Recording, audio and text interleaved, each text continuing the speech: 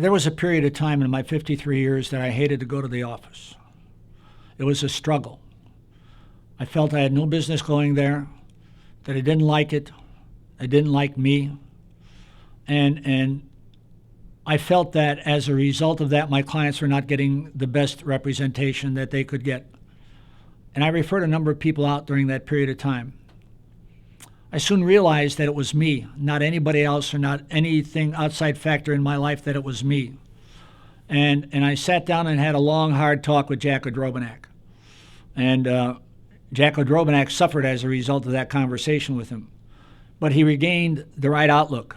And I would say this to anybody: if you do not enjoy the practice of law, get out. If you do not enjoy the practice of law, find out why you do not enjoy the practice of law. Sit down and do a little self-examination and find out what the circumstances are, because it may very well be that something that you have totally within your control that you have never, ever thought about. You control everything about the practice of law from beginning to end. And if there's something in there that bothers you, take a look at what it is and how you can overcome that. You can overcome it by delegating.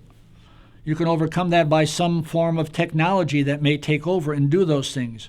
You can overcome that by changing your documentation. I constantly change my documentation and update it. But my best advice is take a good, long, hard look at what you're doing and whether you enjoy it. And if after you do that, you do not enjoy it, my advice to you is leave the practice of law, because you are no good to your clients, and more importantly, you are no good to yourself.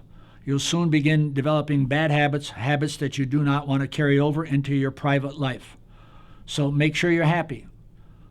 Happiness passes on to the client. They know you like it.